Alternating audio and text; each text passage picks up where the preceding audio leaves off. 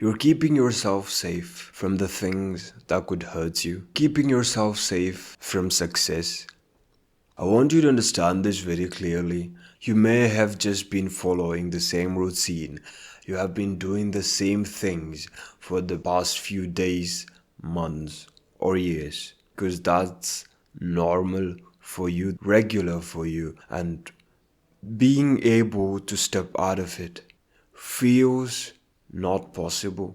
You know you want to change something about it, but you are not able to because you've built all these safety nets that would help contain you in this bubble that will help protect you from the things that could hurt you. You've built this throughout your whole life. If you understand the way the mind works, you will understand how this bubble was formed. It works just the way vaccines work. You inject dead or weakened microorganisms to your body, and your immune system fights it and builds a resistance towards that particular organism. The same way, when you're going through a hardship, when you're going through a struggle, when you're going through a pain, when you're a child or when you are growing up or even in your teenage years, your mind builds these networks to try and protect you the next time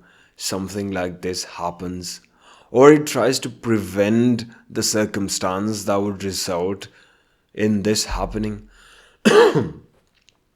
But over time, the need for it went away. I'm gonna call it the protector because the protector is protecting you from mental pain. Over time, the need for the protector went away, but the protector stayed with you because he didn't know what to do. Now, what he's doing is he doesn't have anything to do. Now, his sensitivity is very, very high. So, any kind of small discomfort triggers the protector. Now, what you have is trying to do something very negligible as far as you can say. You are unable to do that because that is prevented by the protector. They have to stay in that routine that you've been keeping for a long time. And you tell yourself that it's fine, I'm getting there, I'm moving forward. While deep inside, it's the protector telling you, stay safe, because I don't want you to get hurt. Some people cope by saying, I know what I'm doing, I'm just taking it slow.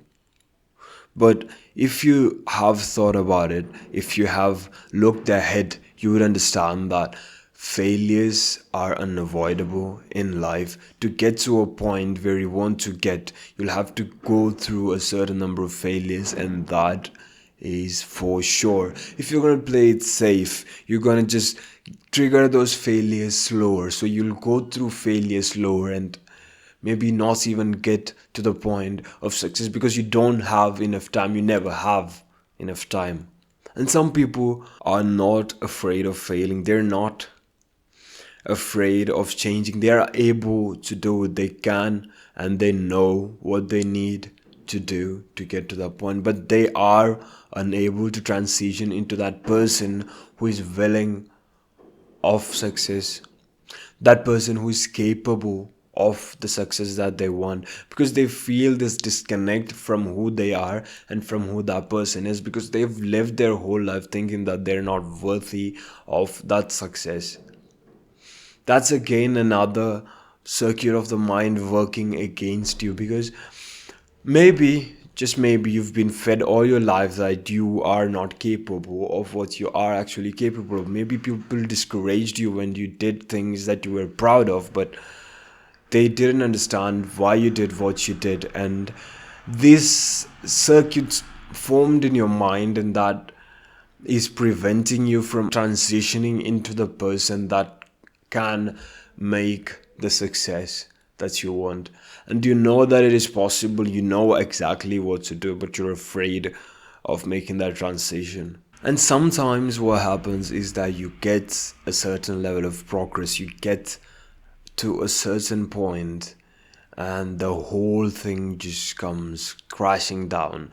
And now you start self-sabotaging because you don't know how to handle progress, because you've been afraid of it now, and what you're afraid of just came to you. The protectors going crazy now. Start self-sabotaging. You try to get to that point where you were comfortable in. Let's say you used to play a lot of video games, then you realize that it's bad for you and you stopped playing them. Then you come to a point where you're bored and lonely and listless and you don't know what to do.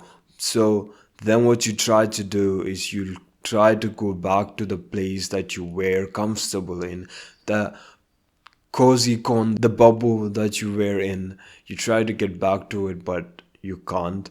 So now you're just sitting there trying to build interest again, trying to get back again, but you can't. The key there is to try to find the balance and move forward.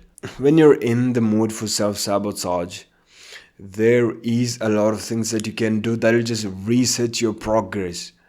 But instead, what you want to do is keep the progress and try to maintain. If you want me to talk more about that, I could do it in another video. That's about it for today. Click here somewhere for another video that could challenge the circuits of the mind.